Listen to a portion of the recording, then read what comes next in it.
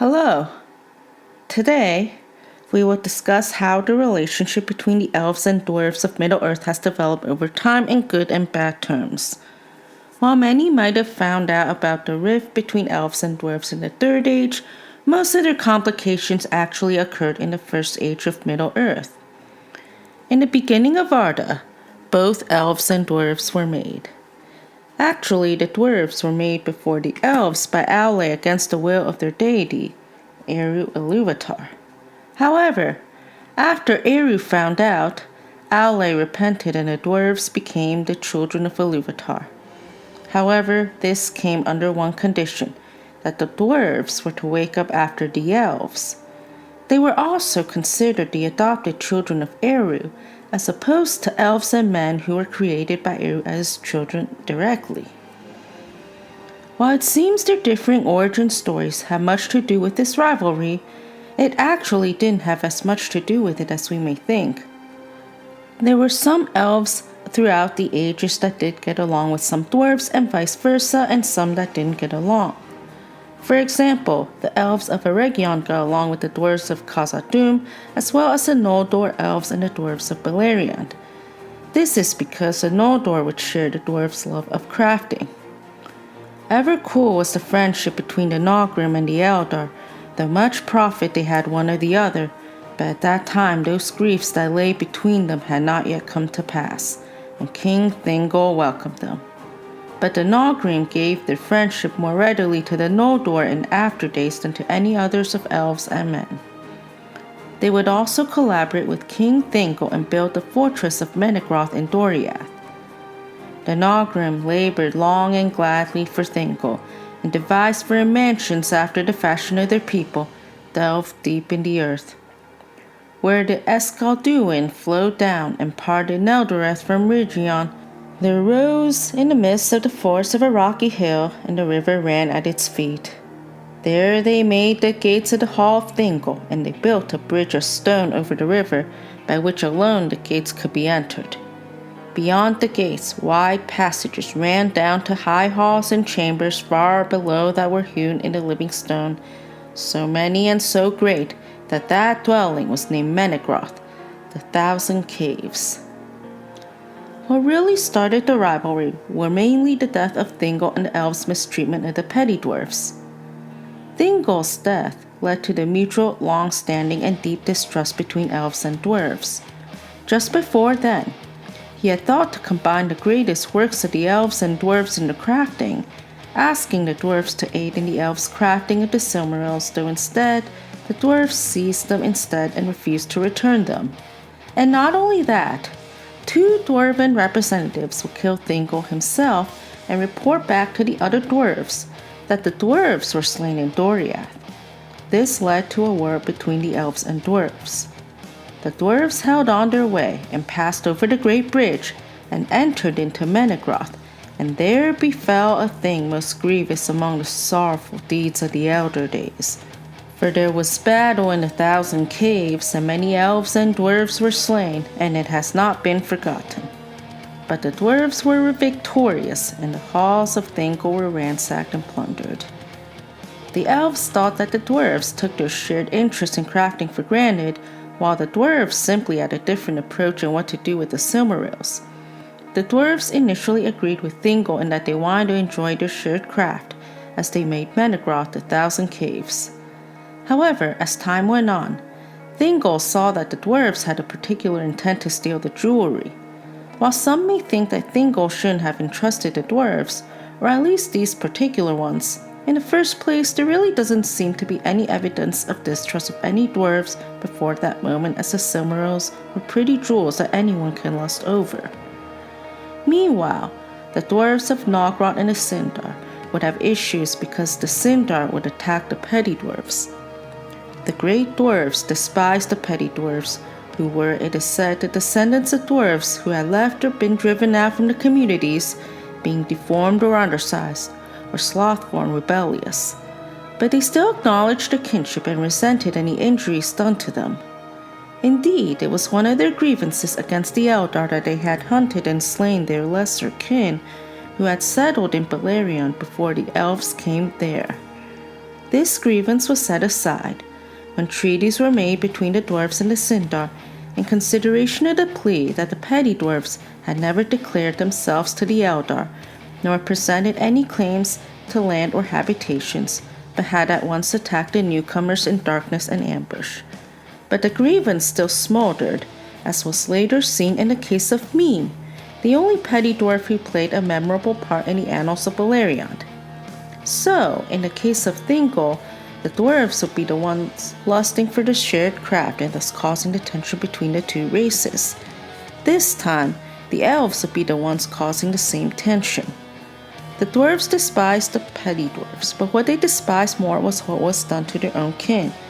Meanwhile, the Sindar elves didn't know they were dwarves initially, as they didn't reveal their identity.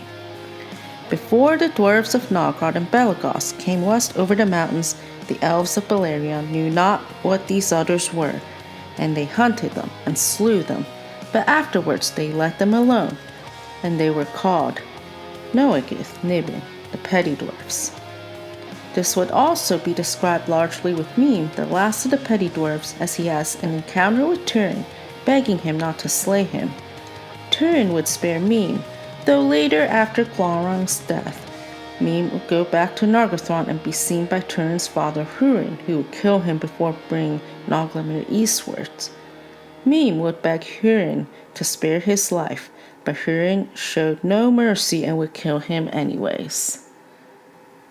Now Hurin crossed over Takelin and passed southwards down the ancient road that led to Nargothrond, and he saw far off to the eastward the lonely height of Amon Rud, and knew what had befallen there. At length he came to the banks of Narog, and ventured the passage of the wild river upon the fallen stones of the bridge, as Mablung of Doriath had ventured it before him, and he stood before the broken doors of Felagund, leaning upon his staff. Here it must be told that after the departure of Glaurung, Mim, the petty dwarf, had found his way to Nargothrond, and kept within the ruined halls, and he took possession of them, and sat there fingering the gold and the gems, letting them run ever through his hands, for none came nigh to despoil him from dread of the spirit of Glaurung and his very memory. But now one had come, and stood upon the threshold, and Mim came forth and demanded to know his purpose. But Hurin said, "Who are you that would hinder me from entering the house of Finrod Felagund?" Then the dwarf answered, "I am Mim, and before the proud ones came from over the sea, dwarves delved the halls of Nolukistin. I have but returned to me to take what is mine, for I am the last of my people." "Then you shall enjoy your inheritance no longer," said Hurin, "for I am Hurin, son of Galdor, returned out of Angband, and my son was Thranduil, whom you have not forgotten, and he it was that slew Glaurung the dragon, who wasted these halls where now you sit, and not unknown is it to me by whom the dragon helm of the Lomond was betrayed." Then Mim in great fear besought Hurin to take what he would, but to spare his life. But Hurin gave no heed to his prayer, and slew him there before the doors of Nargothrond.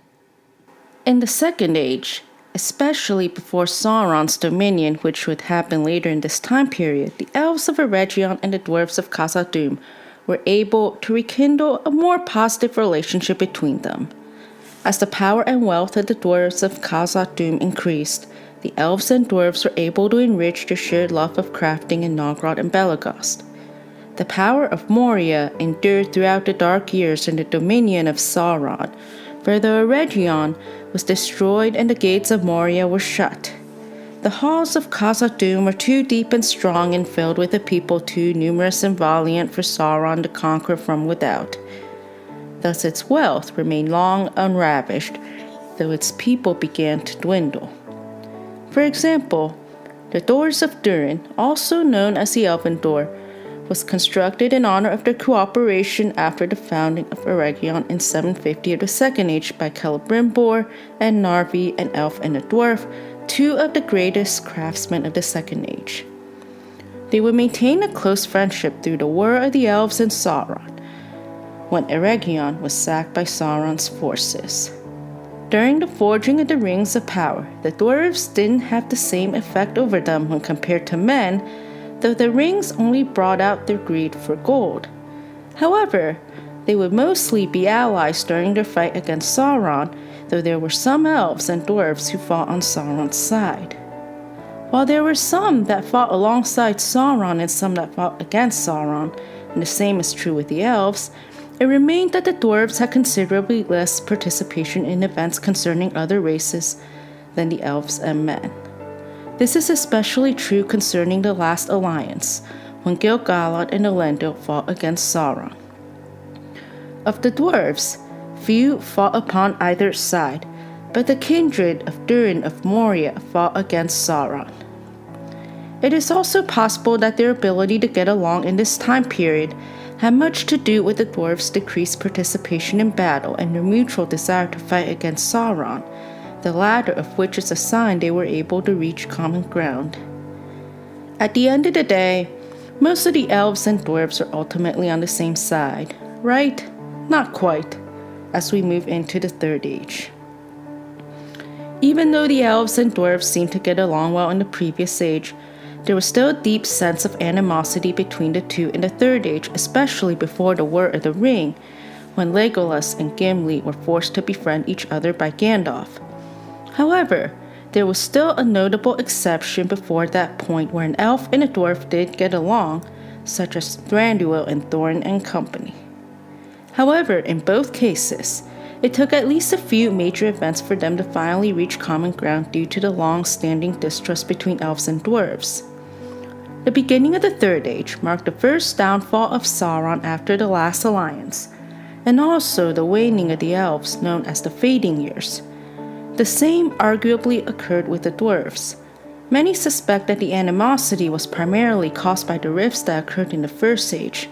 However, in 1980 of the Third Age, the dwarves woke a Balrog of Morgoth in the caves of the Misty Mountains, which would then be called the Awakening of Durin's Bane, and Khazad-dûm would be called Moria, or Black Chasm or Pit. This occurred as Sauron's power started to grow as the dwarves sought Mithril beneath Barad-dûr. Thus they roused from sleep a thing of terror that flying from Thingol had lain hidden at the foundations of the earth since the coming of the host of the west, a Balrog of Morgoth. Durin was slain by it, and a year after Nain I, his son, and then the glory of Moria passed, and its people were destroyed or fled far away. This is thought to reawaken the rivalry and mistrust between the two. The dwarves would continue mining deeper for more gold. The elves were known to remain distrustful of this desire of the dwarves. And lastly, The Hobbit took place in 2941 of the Third Age, when Bilbo went with a group of dwarves to reclaim Lonely Mountain. There, Thranduil would spot Thorin out in the forest and send him to a dungeon, for they did not love dwarves and thought he was an enemy. However, later he would join elven forces in the Battle of Five Armies. After they defeated Smaug, Thranduil would support Bard's claim of the treasure from the Lonely Mountain, and he would claim Orcrist and lay it upon Thorin's tomb after his death. And lastly, Thranduil would send his son Legolas to Rivendell, which would also be the beginning of the friendship of Legolas and Gimli. While they would start as enemies due to this long-standing feud, they would become friends throughout the journey as members of the Fellowship. Gimli would sail west with Legolas and thus be the only dwarf to do so. Gimli, Glóin's son, is renowned, for he was one of the 9 walkers that set out with the ring, and he remained in the company of King Elisar throughout the war. He was named Elfriend because of the great love that grew between him and Legolas, son of King Thranduil, and because of his reverence for the Lady Galadriel. After the fall of Sauron, Gimli brought south a part of the dwarf folk of Erebor, and he became lord of the Glittering Caves. He and his people did great works in Gondor and Rohan. From Minas Tirith, they forged gates of mithril and steel to replace those broken by the Witch King. Legolas, his friend, also brought south elves out of Greenwood, and they dwelt in Ithilien, and it became once again the fairest country in all the Westlands. But when King Elisar gave up his life, Legolas followed at last the desire of his heart and sailed over sea. Here follows one of the last notes in the Red Book. We have heard tell that Legolas took Gimli, Glóin's son, with him because of their great friendship, greater than any that has been between elf and dwarf. If this is true, then it is strange indeed that a dwarf should be willing to leave Middle-earth for any love, or that the Eldar should receive him, or that the lords of the West should permit it. But it is said that Gimli went also out of desire to see again the beauty of Galadriel, and it may be that she, being mighty among the Eldar, obtained this grace for him. More cannot be said of this matter.